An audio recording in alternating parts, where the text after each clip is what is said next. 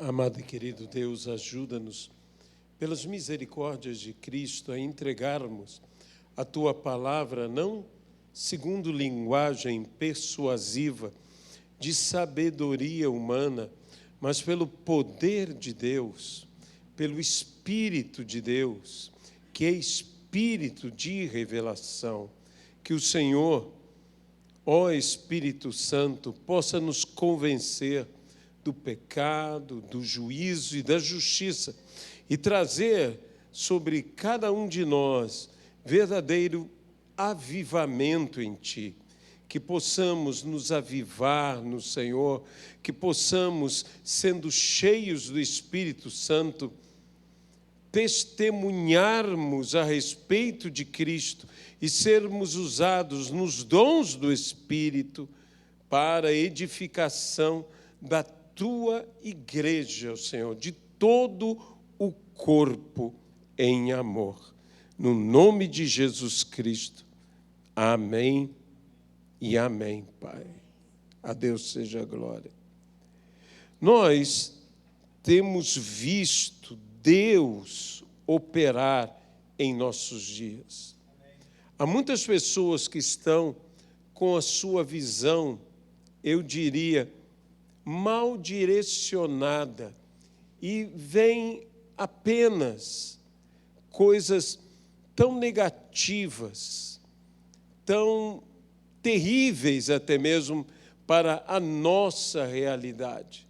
Mas o Senhor está operando, e se os nossos olhos estiverem atentos para a obra que Deus está fazendo, certamente isso encherá de esperança e de alegria a cada um de nós. Confiemos em Cristo Jesus, confiemos no Senhor. Temos visto o que tem acontecido naquela universidade lá no Kentucky, esse culto extraordinário, que muitas pessoas dizem, isso não é avivamento, mas para mim é avivamento. É um verdadeiro avivamento, um genuíno avivamento, que vem totalmente da parte do Senhor, que, como já falamos, começou a contagiar outros campos universitários. E eu vi, inclusive, algo bem diferente, que nunca tinha visto. Uma partida de futebol americano, de repente, alguns jogadores se ajoelham no campo, começam a orar, aproximam-se mais pessoas, o outro time se ajoelha, começa a orar, e daqui a pouco, quando se dá conta, praticamente todo o estádio está de joelhos orando. Se isto não é avivamento, meu Deus, o que será então avivamento? E assim como essas ondas de graça da parte de Deus, porque isso é uma operação que homem nenhum pode fazer. Isso é algo que o Espírito Santo é quem faz, quem opera. E tenhamos fé e tenhamos confiança que isso também verá sobre nossa vida, sobre a vida de nossos familiares, sobre a vida da nossa nação. Nós veremos uma nação adorando ao Senhor, glorificando ao nosso Deus. Muitos, então, diante desse período que vivemos, alguns até mesmo colocaram em redes sociais uma frase que, particularmente, eu acho um pouco triste, que dizendo, a Turquia chora, a Turquia está enlutada, os Estados Unidos está orando, e o Brasil está pulando o carnaval. Em primeiro lugar, nós devemos entender, há algo maravilhoso acontecendo nos Estados Unidos. Há algo triste acontecendo na Turquia.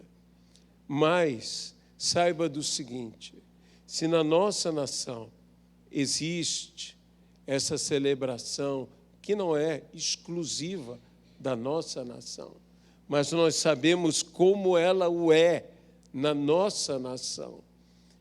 Uma coisa eu sei, aonde abundou o pecado, superabundou a graça de Deus.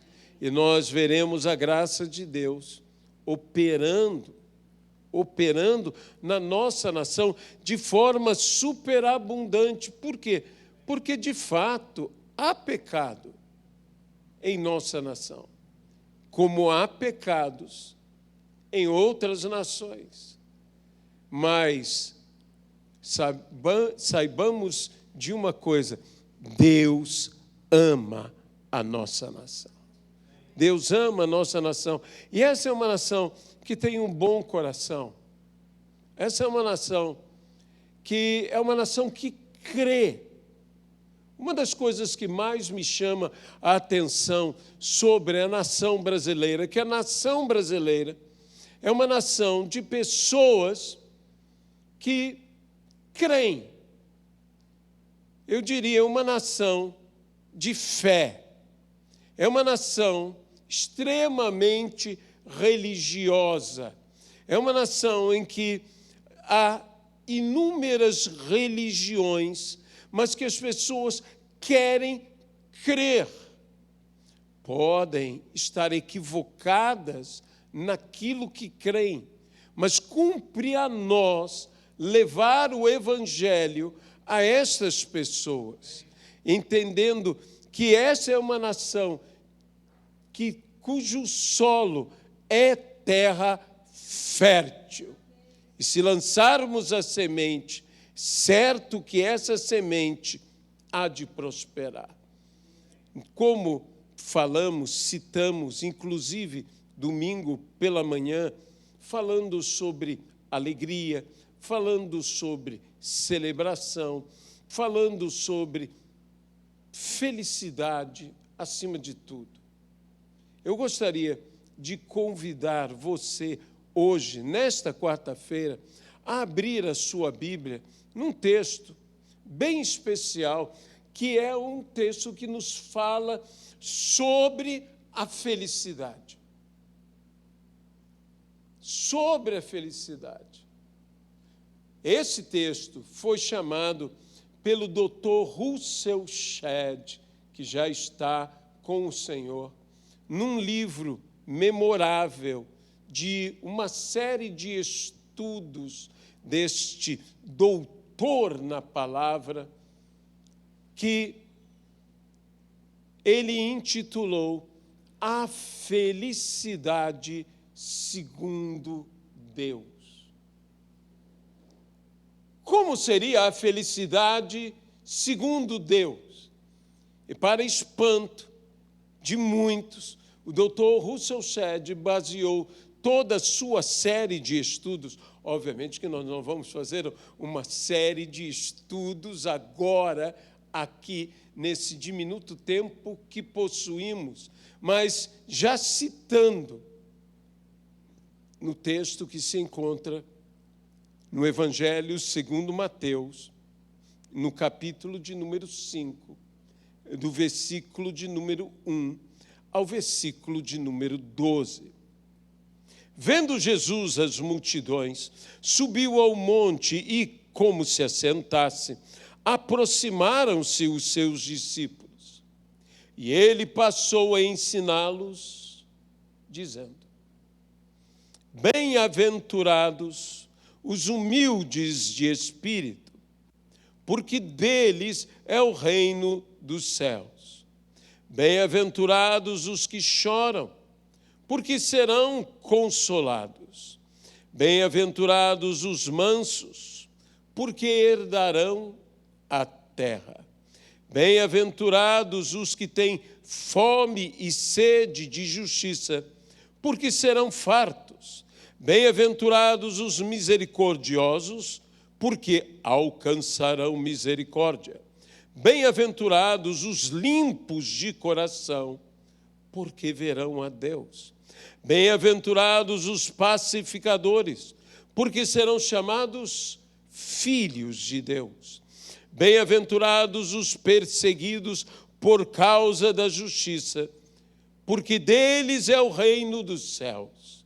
Bem-aventurados sois quando por minha causa vos injuriarem e vos perseguirem, e mentindo disserem todo mal contra vós. Regozijai-vos e exultai, porque é grande o vosso galardão nos céus, pois assim perseguiram aos profetas que vieram antes de vós. Que Deus abençoe a sua palavra em nossas vidas. Macários. A palavra grega, traduzida no português, na nossa língua, como bem-aventurados, que literalmente significa felizes daqueles que. Por isso, o Dr. Russell Shedd, a citar este texto, falou sobre a felicidade segundo a visão ou enfoque divino. Como Deus enxerga, e eu agora direi como Deus nos oferece a felicidade. E que essa felicidade, segundo Deus, é uma felicidade que independe completamente das circunstâncias. É uma felicidade no Senhor. O apóstolo Paulo, falando sobre alegria, disse: alegrai-vos. E diz: alegrai-vos sempre. Isso significa em todo momento.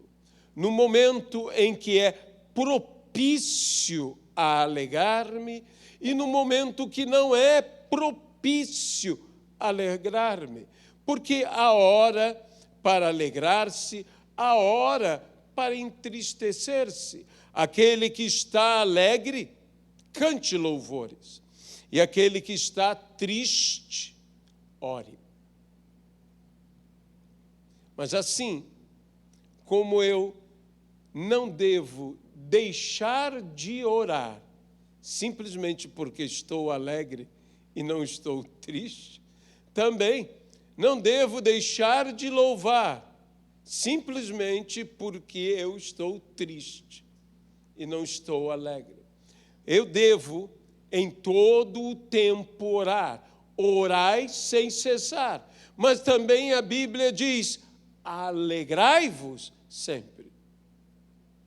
Alegrai-vos independente das circunstâncias. É verdade que o meu coração, é verdade que minha alma pode entristecer-se, não só entristecer-se, mas angustiar-se.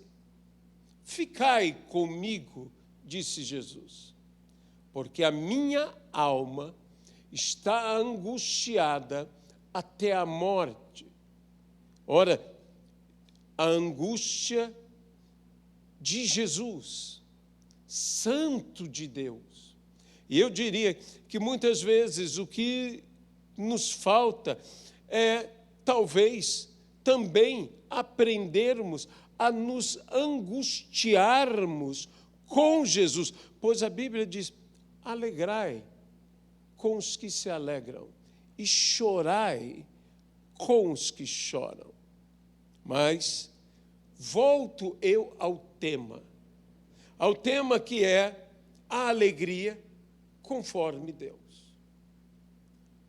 Quando nós temos a visão certa, a visão de fé, nós estamos olhando como Cristo, que pôde suportar sua dor, seu sofrimento, suportar a cruz, a ignomínia dos homens. Por quê? Porque contemplava o seu galardão, contemplava a alegria que lhe estava proposta. Havia uma alegria, e a alegria que Cristo contemplava, essa alegria tem a ver com você, tem a ver comigo, porque Cristo suportou aquela cruz. E eu diria, e creio, vendo a você e a mim, Cristo nos via. Nós não existíamos, mas Cristo já nos contemplava. Uma alegria que lhe fora proposta, a alegria que advém da salvação de cada um de nós. E por causa disto, Cristo suportava a cruz, a dor, a sua morte, por amor a cada um de nós. A cada um de nós, desde o primeiro ao último, de toda aquela grande procissão de um número incontável de pessoas que vêm pelo caminho. Quem são estes, Senhor? De vestes brancas, que vêm pelo caminho, desde o primeiro ao último, de todos os mártires e de todos os salvos, eis que Cristo nos contemplava. E Ele, então, nos emprega algo que, como tantos pregadores já disseram, tão ao contrário, tão ao revés do que é o conceito de felicidade deste mundo. A primeira coisa que Cristo fala é: bem-aventurados os humildes. Os humildes. Que também pode ser traduzido: bem-aventurados os pobres. Esse não é um conceito que nós temos como felicidade. Associamos muita felicidade à abundância, associamos muita a felicidade à riqueza. E não é a riqueza que nos traz a felicidade. Mas aqui, quando fala esta humildade, quando fala esta pobreza, está falando de uma dependência espiritual do Senhor. Bem-aventurados todos aqueles que dependem completamente de Deus. Deles é o reino de Deus. Cristo continua e fala algo extraordinário, porque este, então, mais oposto não poderia ser do que o conceito que o temos: bem-aventurados os que choram. Desde quando o choro é felicidade? Embora haja aqueles que podem chorar de felicidade. Obviamente que o tema aqui que Jesus está falando é sobre choro, sobre dor, sobre lágrimas, sobre até luto. Cristo está falando sobre isto. Em Lucas se diz: porque hão de rir. Os que hoje choram hão de rir, pois a Bíblia também nos diz: aquele que sai chorando e enquanto semeia, voltará alegre, trazendo os feixes. Em Cristo Jesus, nosso esforço não é em vão. Em Cristo Jesus, nossas lágrimas não se derramam em vão. Aliás, nossas lágrimas são recolhidas, é o que diz a palavra, e guardadas, e Deus as tem guardadas, tanto nossas lágrimas como nossa oração.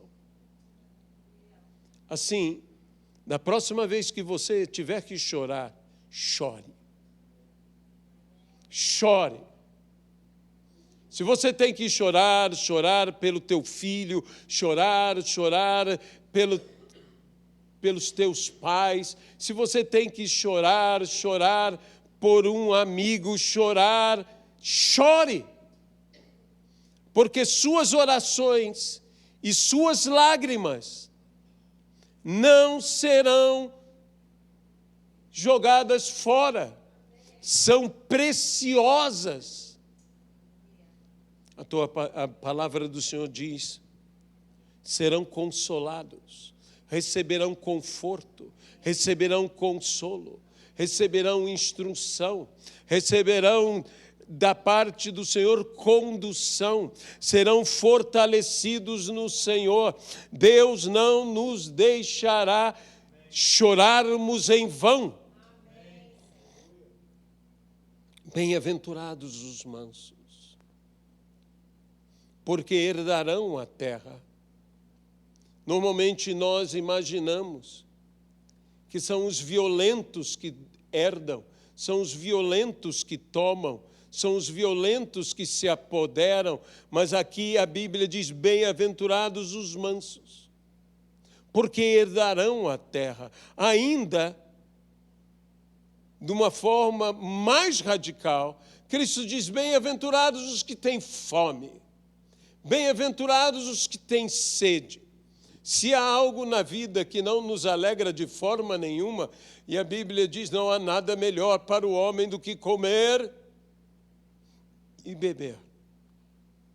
Aqui Cristo diz: bem-aventurados os que têm fome, bem-aventurados os que têm sede de justiça, porque serão fartos. Sua fome não te matará, tua sede não te fará perecer.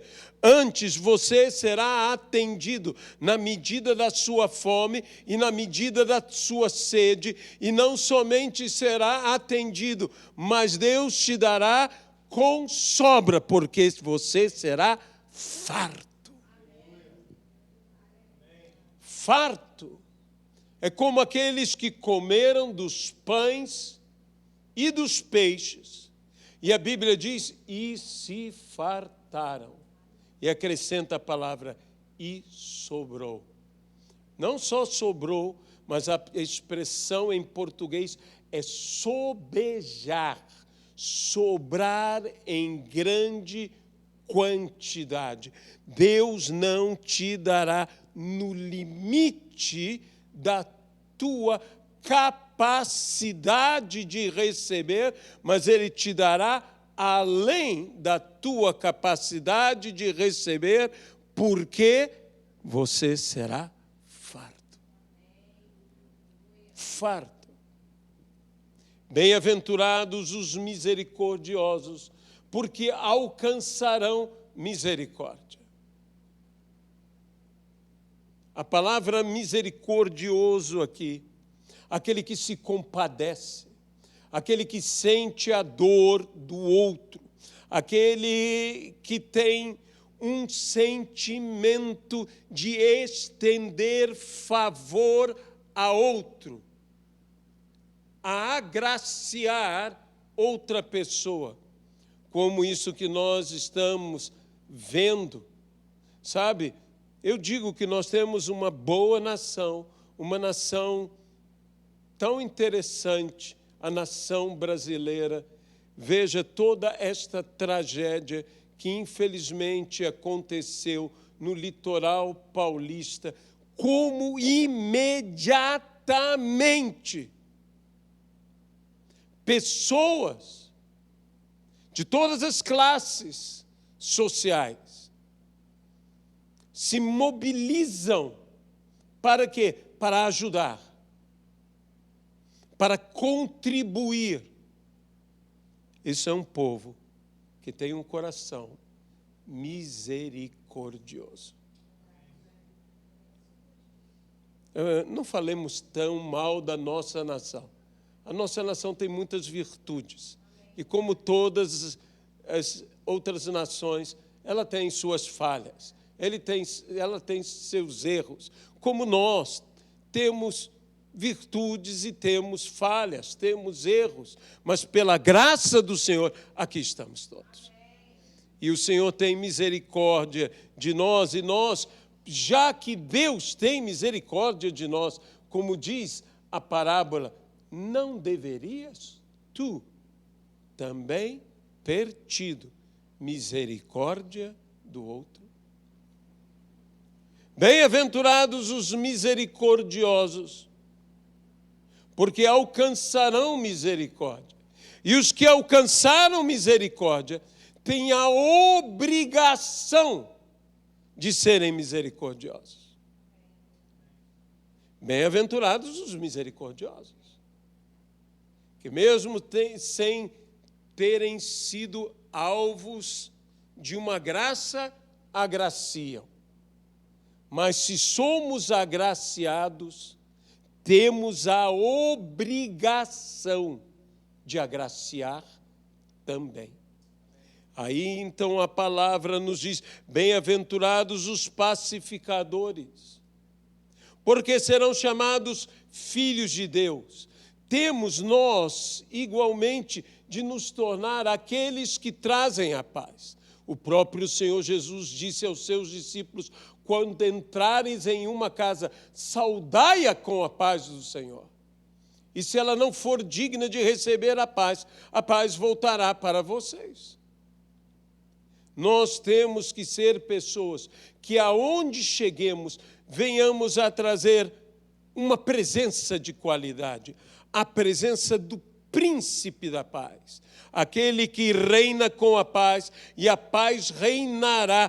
Por quê? Porque nós somos os pacificadores, não os que fomentam guerra. Porque não há coisa tão abominável aos olhos de Deus do que aquele que fomenta inimizade, contenda, o contrário de ser um pacificador. Nós devemos sempre ter uma palavra, uma atitude e uma ação que tragam a paz, acima de tudo, com nossas palavras. Jesus diz: tenho-vos dito estas coisas, para que tenhais paz. Às vezes nós estamos preocupados e com razão agimos dizendo: bem, eu prego para que haja fé, mas você fala para que haja paz. Porque Jesus disse: tenho-vos dito essas coisas. Indubitavelmente, quando Jesus pregava a palavra, fé surgia. Porque a fé vem pelo ouvir e ouvir a palavra de Deus. Mas algo mais do que isto acontecia. Havia paz. E Jesus não somente dizia as palavras para que eles tivessem paz, mas a paz ele concedia. Eu oro ao Senhor para que nós possamos ser pessoas que levem a paz, que sejamos pacificadores. Sabe, cuidado, especialmente em uma linguagem bem moderna, cuidado com o que você transmite nas redes sociais. Você é um pacificador ou você está fomentando contenda e guerra? Nós somos e devemos ser aquele que pacifica será chamado filho de Deus. E isto é felicidade. Felicidade é trazer paz aos outros. Não somente paz a si, Porque felicidade, trazer paz a si, isso é o que o mundo diz. Mas Deus nos diz, felicidade é trazer paz aos outros. Que nós possamos ser assim, pacificadores. Bem-aventurados os perseguidos por causa da justiça, porque deles é o reino dos céus. Bem-aventurados sois, quando por minha causa vos injuriarem e vos perseguirem, e mentindo disserem todo mal contra vós. Regozijai-vos. E aí não diz apenas alegrai-vos, mas diz exultai. Que eu poderia colocar a palavra latina jubilai.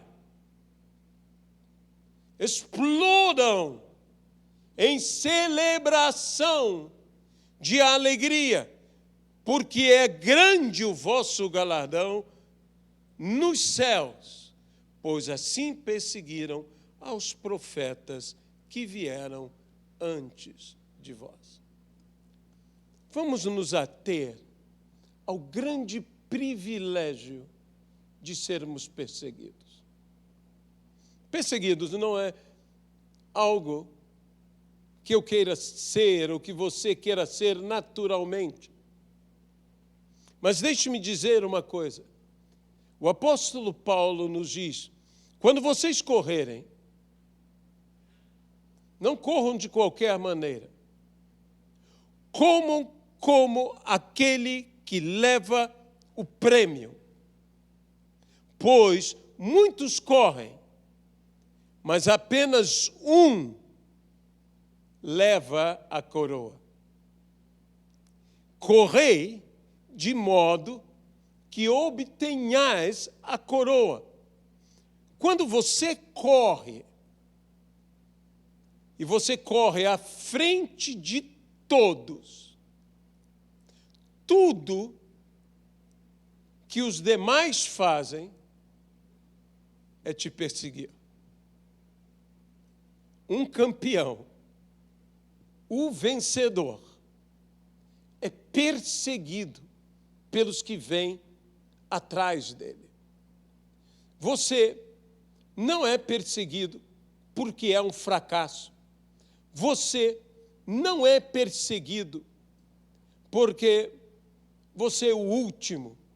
Você é perseguido porque você é um sucesso. Você é perseguido porque você é mais que vencedor em Cristo Jesus. Por isso devemos nos alegrar. Mas quando fizerem mal, quando mentirem, mentir, falar mal, é literalmente amaldiçoar. A Bíblia diz que nós não devemos amaldiçoar. A Bíblia diz que nós devemos abençoar.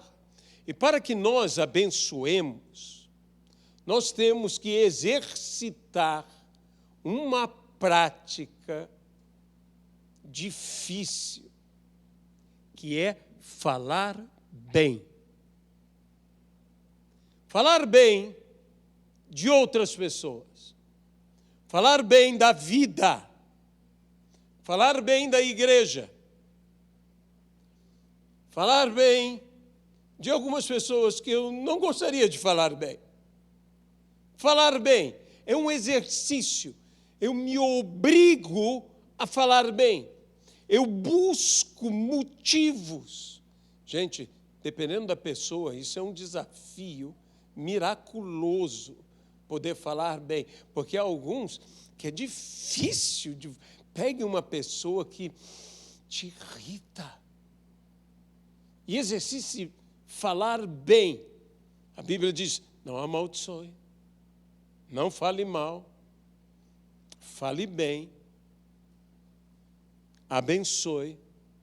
E isso muitas vezes é difícil em nossas vidas. Mas nós temos que nos disciplinar. Todo homem que domina a sua língua, a Bíblia diz, é varão perfeito.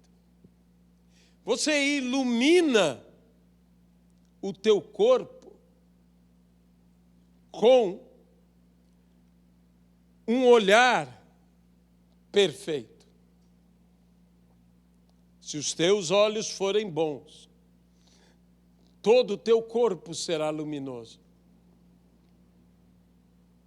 Mas você torna-se perfeito pelo falar perfeito. Então, a Bíblia diz que uma das coisas mais importantes do falar perfeito não é somente falar, e como eu disse, falar abençoando. A Bíblia diz: saia da sua boca unicamente o que for bom para edificação. Eu espero que nós possamos estar fazendo isto. Mas a palavra do Senhor nos diz: porque todo homem que refreia. O grande desafio não é falar. O grande desafio é frear e não falar. É varão perfeito. É varão perfeito. E nós temos que ter este domínio e este domínio próprio. O domínio próprio não é apenas de atos, é também de falar palavras, para que possamos ser pessoas poderosas no falar e poderosas no agir. Nós necessitamos. Quando você é injuriado, quando falam mal de você, você está sendo literalmente amaldiçoado. E a Bíblia diz que nós não devemos temer maldições, porque a maldição sem causa não se cumpre. Mas a Bíblia também nos diz que Deus tomará todas as maldições e transformará as maldições em bênção. E ainda, se somos humilhados, a palavra nos promete, por cada humilhação, recebereis dobrada honra. São promessas de Deus. Teremos grande galardão, grande honra, celestiais, sim. Mas isso não quer dizer que Deus não possa operar em nossa vida, em nossos dias, hoje. A Bíblia diz, quando vierem a te tomar a sua capa, deixa levar também a tua túnica. Ainda diz a palavra que quando te esbofetearem na tua face direita, oferece também a esquerda. E a Bíblia diz, se te pedirem para andar 1 milha, anda 2. Deixe-me dizer algo a respeito deste texto. Em primeiro lugar, a Bíblia diz, oferece a outra face. Mas a Bíblia também diz, farei a tua face dura como o diamante. Não só devemos suportar a afronta, como está pronto a uma próxima afronta. Isso é, de fato, ser manso. Uma das definições melhores de mansidão é aquele que não se altera ao ser afrontado. Isso é o manso. Você diria, não, isso é um calmo. Não, isso é manso. É onde a afronta não te abala de maneira alguma. Aonde te esbofetear a face não te altera. E você é capaz de oferecer a outra face. Por quê? Porque estas coisas não te abalam. Porque o teu rosto é duro como o diamante. Foi isto que Deus prometeu ao profeta. E o profeta sofreu. Mas suportou todas as afrontas. Com mansidão. Com mansidão. E quando a Bíblia diz, se tomarem a tua capa, deixa também levar a tua túnica. Jesus está falando algo interessante, que ele também diz, ninguém há nessa vida que tenha deixado ou que tenha perdido, depende da versão, por amor a mim.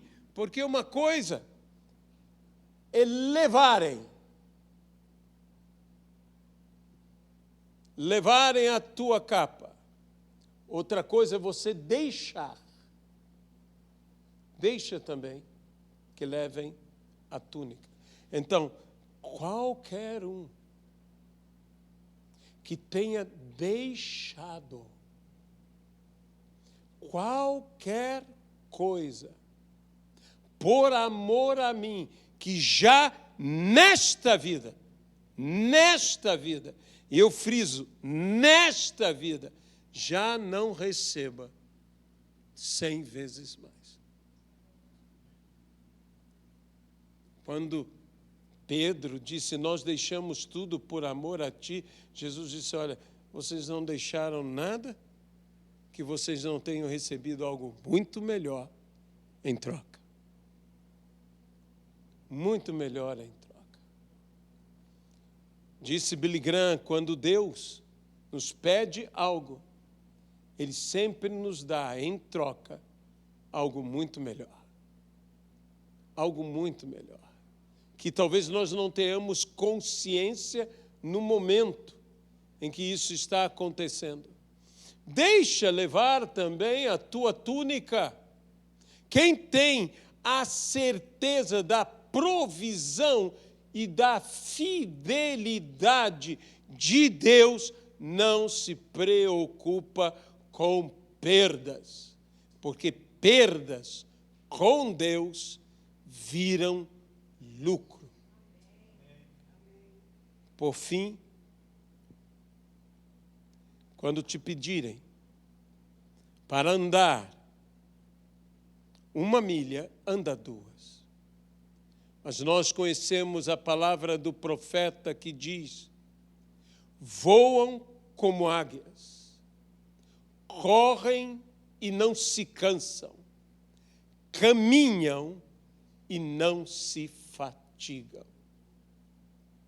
Saiba do seguinte, você pode dizer a esta pessoa ou situação na vida que te pede para andar 1 milha e você anda 2, dizendo, os que esperam no Senhor renovam as suas forças.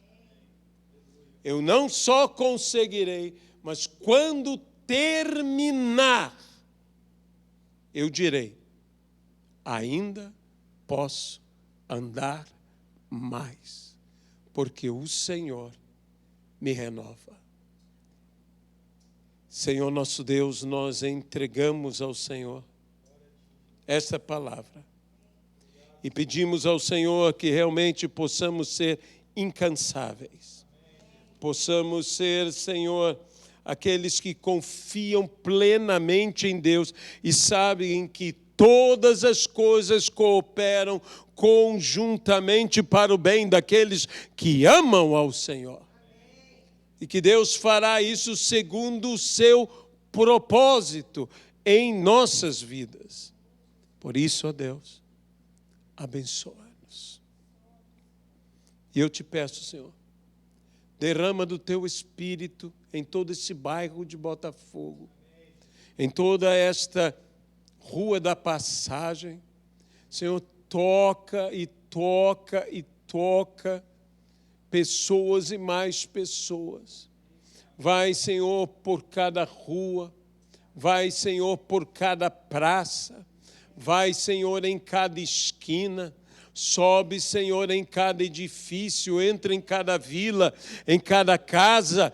Ó, Senhor, que a tua graça traga os peixes à rede. E a pesca seja maravilhosa. Surpreenda-nos, ó Deus, pelo poder do nome de Jesus Cristo. Agora, ó Deus, leva em paz, leva em segurança cada pessoa de volta ao seu lar, livra-nos de todo e qualquer mal. No nome de Jesus Cristo. Amém e amém.